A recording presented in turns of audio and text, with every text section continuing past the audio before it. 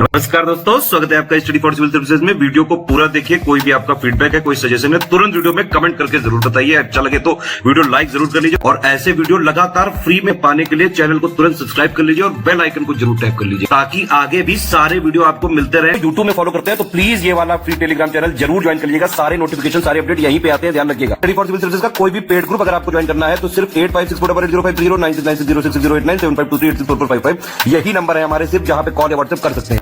Instagram पे हमारा page जरूर फॉलो कर लीजिएगा, studyforcivil.services है। ट्विटर पे हमको जरूर फॉलो कर लीजिएगा, @studyforcivils है। सारे क्वेश्चन अटेम्प्ट करिए और स्कोर अपना तुरंत कमेंट करके बताइए। नमस्कार दोस्तों, स्वागत है आपका स्टडी फॉर सिविल सर्विसेज में। 68 बीपीएससी पीटी के लिए हम लगातार पेड क्विज़ेस को वीडियो फॉर्मेट में देख रहे हैं। आगे कंटिन्यू करेंगे उसको। उससे पहले इन्फॉर्मेशन, आपके एग्जामिनेशन फॉर्म्स आ चुके हैं, तो आपने अगर अब तक नहीं फिल किया है तो लास्ट डेट से पहले ही भर लीजिए। लास्ट में जो है कई बार दिक्कत हो जाती है, ठीक। और पेड ग्रुप्स ज्वाइन करने हैं अगर बीपीएससी 68 के लिए तो नीचे देखिए नंबर होगा, उस पर कॉन्टैक्ट कर लीजिए डिस्क्रिप्शन बॉक्स में, ठीक। तो शुरू करेंगे। फर्स्ट क्वेश्चन देखते हैं कि भारतीय संविधान में किस संशोधन के द्वारा वनों और जंगली जंतुओं और पक्षियों, ठीक है, इनकी सुरक्षा के जो विषय हैं उनका स्थानांतरण राज्य सूची से समवर्ती सूची में हुआ था, ठीक। यानी कि पहले ये स्टेट लिस्ट में थे और फिर इनको किस में डाला गया, कॉन्करेंट लिस्ट में। तो ये 42nd अमेंडमेंट हुआ था 1976 में, ठीक। तो यहाँ पे फॉरेस्ट का जो विषय है ना, उनका प्रोटेक्शन और वाइल्ड एनिमल्स, बर्ड्स जितने भी हैं, इन सबको मूव किया गया था। अच्छा, एक चीज़ और ध्यान रखिएगा कि आपके जो है इस बार के एग्जामिनेशन में नेगेटिव मार्किंग इंट्रोड्यूस की गई है 1/4 की, ठीक। और ये भी बताया गया है कि जो नन ऑफ द एबव या more than one of the above, यानी कि जो 5th ऑप्शन है, इसको भी एक एक्टिव ऑप्शन बनाया जाएगा, ठीक है। तो नंबर ऑफ क्वेश्चन की संख्या जिनमें नन ऑफ द एबव की चांसेस होंगे आंसर के, वो ज़्यादा होंगे, ठीक है। तो यहाँ पे इसको भी इग्नोर नहीं करना है। और नेगेटिव मार्किंग जो है अब तक नहीं थी, अब वो भी आ गई है, तो उसको भी ध्यान रखे चलेंगे, ठीक है। तो इसलिए आपको प्रैक्टिस जो है वो मैक्सिमम ज़रूरत है। तो आप यहाँ से इन वीडियोस को फॉलो करें और जो भी क्विजेस वगैरह फ्री में भी मिलती हैं उनको भी फॉलो करें। भारत के राष्ट्रपति के पद का चुनाव इनमें से कौन सा जो निकाय है वो आयोजित करता है, ठीक। तो प्रेसिडेंट का election, Lok Sabha elections, state election जितने भी होते हैं, ठीक है, ये सब चीज़ें कौन कराता है, इलेक्शन कमीशन ऑफ इंडिया, ठीक। देखिए, अल्फा पार्टिकल्स के बारे में आप पढ़ते हैं, ठीक है। तो ये किसके द्विआवेशित यानी कि डबल चार्ज आयन होते हैं, ठीक है। तो ये हमारा होता है हीलियम, है ना, ये करेक्ट आंसर हो जाएगा। देखिए, 2011-12 के टाइम पीरियड में कुछ कैलकुलेशंस के अनुसार जो भारत में प्रति व्यक्तियों के लिए गरीबी रेखा प्रति माह की जो दर तय की गई वो कितनी थी वो बताना है, ठीक। तो यहाँ पे ये था 816 रुपये, ठीक। ये प्रति व्यक्ति जो है पॉवर्टी लाइन, इसको डिसाइड किया गया था। तो बी ऑप्शन जो है। भारतीय संविधान का इनमें से कौन सा अनुच्छेद सहकारी समिति यानी कि जो कोऑपरेटिव सोसाइटीज होती हैं इनके संवर्धन से संबंधित है, ठीक। तो आपका जो देखिए ये अमेंडमेंट हुआ था 97th अमेंडमेंट वर्ष 2011 में, है ना। तो उसके माध्यम से डीपीएसपी का जो पार्ट है उसमें एक अनुच्छेद ऐड किया गया 43B, है ना। तो उसी के संदर्भ में यहाँ पूछा जा रहा था ये। देखिए, दिवंगत फकीर चंद कोहली, ठीक है, ये इनका नाम इंपॉर्टेंट है, ये ध्यान रखेंगे। तो इनका निधन हो गया है, तो इनको किसके रूप में जाना जाता था, ठीक है। तो ये पॉपुलर हैं भारतीय सॉफ्टवेयर उद्योग यानी कि जो आईटी इंडस्ट्री है इसके जनक के रूप में, ठीक। इसके लिए इन्होंने काफ़ी जो है प्रयास किए, प्रयत्न किए।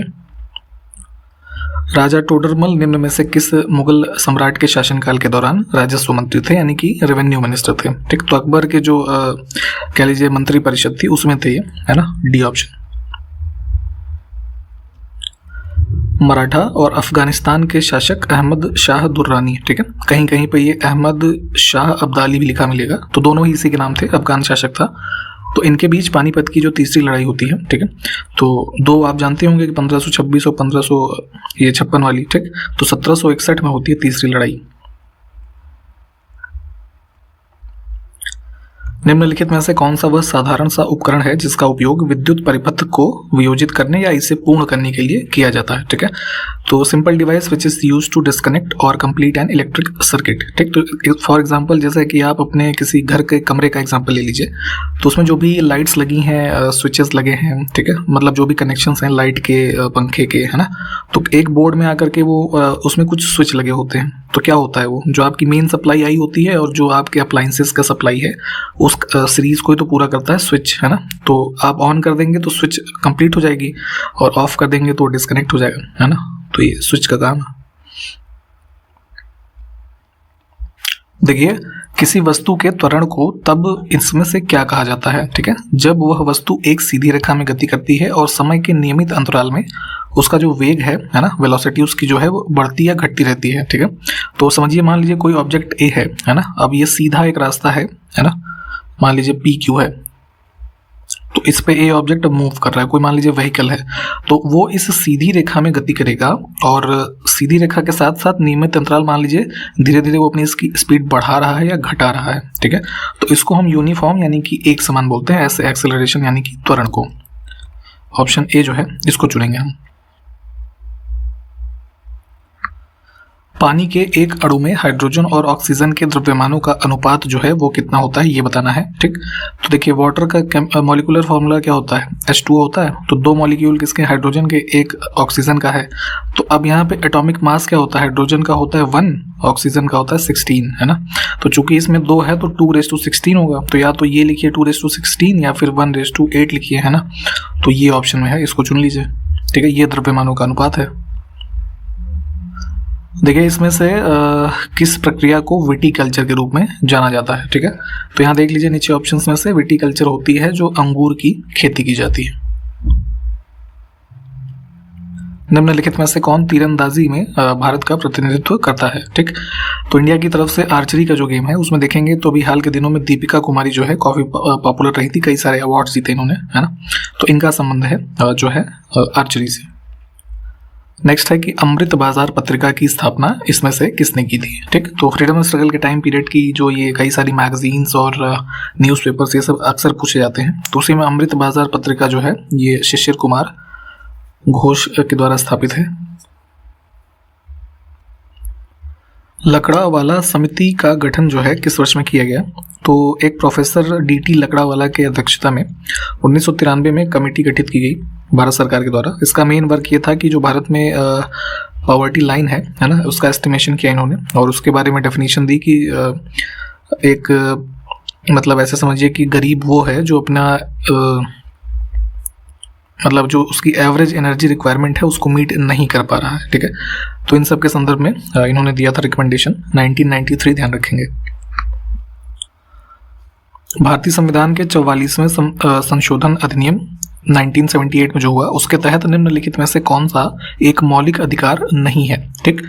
तो देखिए, बात यह है कि राइट टू प्रॉपर्टी जो है पहले फंडामेंटल राइट्स हुआ करते थे, यानी कि मौलिक अधिकार आर्टिकल 19 के अंतर्गत, ठीक। तो उसको यहाँ पे 44th अमेंडमेंट जो हुआ 1978 में, इससे रिमूव करके आर्टिकल 300A ऐड किया गया कॉन्स्टिट्यूशन में, उसमें अब राइट टू प्रॉपर्टी को डाला गया है, ठीक है। तो अब ये पूछा जाए कि राइट टू प्रॉपर्टी अब इंडिया में क्या है, तो अब ये फंडामेंटल राइट ना हो करके अब एक ये सामान्य यानी कि ऑर्डिनरी लीगल राइट है, ठीक, कानूनी अधिकार है। तो वही यहाँ पे पूछा गया था। बाकी के अभी भी जो देखें तो राइट टू इक्वालिटी है ना, राइट अगेंस्ट एक्सप्लॉयटेशन, रिलीजन, ये सब फंडामेंटल राइट्स हैं। किसी विशेष वर्ष के दौरान देश के अंतर्गत उत्पादित सभी अंतिम वस्तुओं और सेवाओं के मौद्रिक मूल्य को क्या कहा जाता है, ठीक। तो किसी पर्टिकुलर एक ईयर में 1 जनवरी से लेकर के 31 दिसंबर तक का टाइम पीरियड आप एग्जाम्पल ले लीजिए, तो उस दौरान किसी देश में जो फाइनल गुड्स एंड सर्विसेज, ध्यान दीजिएगा सर्विसेज भी होती हैं और गुड्स होते हैं, ठीक है। तो जितना उनका उत्पादन हुआ पूरे वर्ष भर में, उनका जो मॉनेटरी वैल्यू है ना, उसको आप जानते हैं ये GDP यानी कि ग्रॉस डोमेस्टिक प्रोडक्ट के रूप में, ठीक। यही परिभाषा ही होती है ये। Courts of India past to present, है ना, इस नाम की पुस्तक के लेखक कौन है इसमें से, तो पूर्व में भारत के चीफ जस्टिस ऑफ इंडिया रहे रंजन गोगोई, है ना। अयोध्या का जो जजमेंट आया और ऐसे कई सारे जो फेमस जजमेंट्स हैं उन्हीं के टाइम पीरियड में आए, तो इनकी ही पुस्तक है ये। राष्ट्रीय पिछड़ा वर्ग आयोग अधिनियम 1993 को राष्ट्रीय पिछड़ा वर्ग आयोग निरसन अधिनियम इसमें से किस वर्ष में आया, उसी के द्वारा इसको निरस्त किया गया है, ये बताना है, ठीक। तो देखिए, जो पिछड़ा वर्ग कमीशन है अगस्त 1993 में इसको एस्टैब्लिश किया गया था, तो ये एक्ट बना था उस समय, है ना। उसके बाद जो है अभी 2018 में ये इसका जो ये निरसन अधिनियम बनाया गया है ना, तो 102 जो अमेंडमेंट हुआ था, तो उसके द्वारा अभी ये क्या हो गया है कि हमारा जो पिछड़ा वर्ग कमीशन है ये कॉन्स्टिट्यूशनल बॉडी बन गई है ना। आर्टिकल 338B आप पढ़ेंगे वहाँ पे इसके बारे में प्रोविजन देख लीजिएगा। तो उसी से इस एक्ट को जो है अब वो रिपील कर दिया गया है।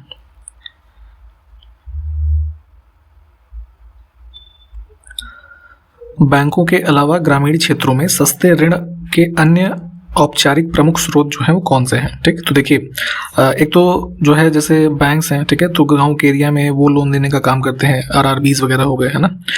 तो फॉर्मल सोर्सेज की बात हो रही है, ठीक है, ध्यान दीजिएगा। इनफॉर्मल अगर होती तो यहाँ पे रिश्तेदार, जमींदार ये सब आ जाते, साहूकार। परंतु इसमें से जो फॉर्मल सोर्सेज हैं तो ये सहकारी समितियां जो है, ये हमारा करेक्ट आंसर होगा। तो बैंक से अगर ऋण नहीं मिलता तो जो सहकारी समितियां, कोऑपरेटिव सोसाइटीज स्टैब्लिश की जाती हैं, ठीक है, जैसे अभी हमने ऊपर आर्टिकल 43 के बारे में देखा था, 43B के बारे में, है ना। तो ये एक मेजर सोर्स है।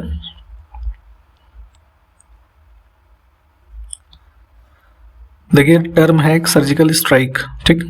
तो वो इनमें से किस विषय से संबंधित है? तो जैसे पुलवामा अटैक्स हुए थे, आपको याद होगा, ठीक है, इंडिया में पाकिस्तान की तरफ से जो टेररिस्ट अटैक हुआ, तो उसको रिटेलिएट करने के लिए वर्ष 2019 में भारत की तरफ से सर्जिकल स्ट्राइक जो है ना, इसको कैरी आउट किया गया। तो क्या होता है, आतंकवादी हमले के खिलाफ जो सशस्त्र कार्रवाई होती है ना, इसको ही रेफर करते हैं सर्जिकल स्ट्राइक के रूप में। इनमें से किस समिति ने भारतीय आपराधिक न्याय प्रणाली यानी कि जो क्रिमिनल जस्टिस सिस्टम है इंडिया का, उस पे कुछ सुधारों के लिए रिकमेंडेशन दिए थे वर्ष 2003 में? तो कौन सी समिति थी, ठीक। तो ये है मालीमत। The way to communal harmony, ठीक है, ये एक पुस्तक है। तो इसमें से ये किस व्यक्तित्व के द्वारा लिखी गई है ये बताना है। तो ये जो है संबंधित है महात्मा गांधी जी से।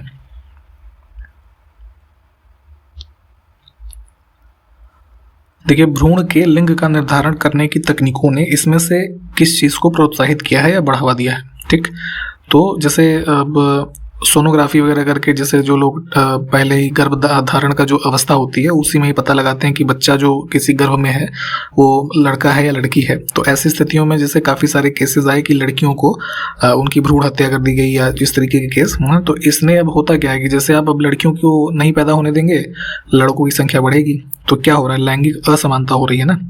तो इससे बढ़ावा मिलता है भ्रूण के लिंग का जो निर्धारण करने की तकनीकें हैं, है ना, उनको अगर प्रोत्साहित करते हैं आप तो हालांकि भारत में इसको बैन करने के लिए कई सारे जो अब कानून वगैरह बन गए हैं, ठीक। तो एक तरीके से अपराध है। देखिए सरकारी विभागों में जो आपके अधिकारी हैं, कर्मचारी हैं, है ना, तो इन सब के करप्शंस और जो और अनडिस्क्लोज्ड कह लीजिए वर्क है, उन सबको चेक करने के लिए, उन सबको मतलब ऐसा ना होने पाए, इन सबको मतलब रोकने के लिए भारत सरकार ने केंद्रीय सतर्कता आयोग की स्थापना की थी। तो पूछ रहे हैं कि किस वर्ष में की गई थी ये जो है सीवीसी यानी सेंट्रल विजिलेंस कमीशन की स्टैब्लिशमेंट।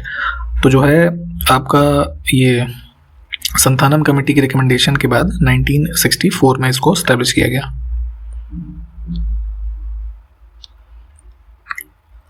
संयुक्त राष्ट्र महासभा यानी कि जो यूनाइटेड नेशन जनरल असेंबली है, ठीक। तो इन्होंने महिलाओं के खिलाफ हिंसा के उन्मूलन की एक घोषणा जो है उसको किस वर्ष में अपनाया था ये बताना है, ठीक। तो ये डिक्लेरेशन इस तरीके के जो अलग अलग चीज़ों के लिए यूनाइटेड नेशन असेंबली के द्वारा लिए जाते हैं वो पूछे जाते हैं आपसे। तो यहाँ पे इसको किया गया था 1993 में, ठीक।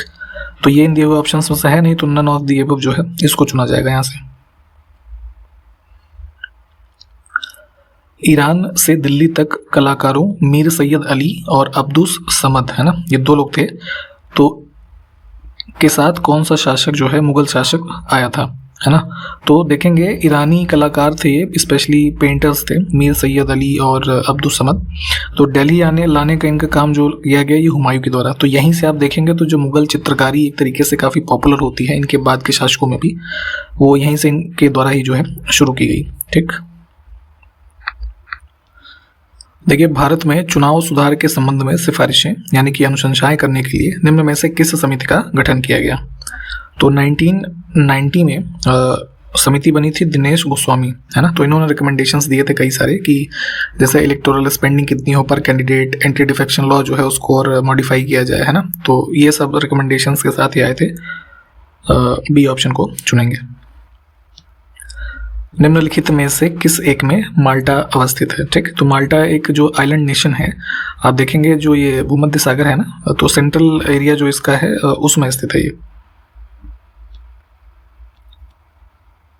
बालियारिक द्वीप समूह कहाँ पर स्थित है अब इसमें ये बताना है, ठीक है। तो ये भी जो है भूमध्य सागर का हिस्सा है। इसमें देखेंगे जो इधर स्पेन वाला एरिया है ना वहाँ पर स्थित है ये आइलैंड्स।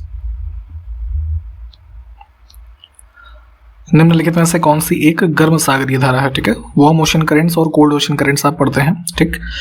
तो इसमें देखेंगे तो जो ईस्टर्न ऑस्ट्रेलियन करंट है ये सिर्फ वार्म है, बाकी के ये सब जो है कोल्ड है। हेल्थ केयर और लाइफ साइंसेस कैटेगरी में माइक्रोसॉफ्ट जो कंपनी है, तो Microsoft partner of the year award जो है 2022 किस कंपनी ने इसमें से जीता है, ठीक। तो ध्यान देंगे हेल्थ केयर कैटेगरी में जीता था ये HCL टेक्नोलॉजीज ने।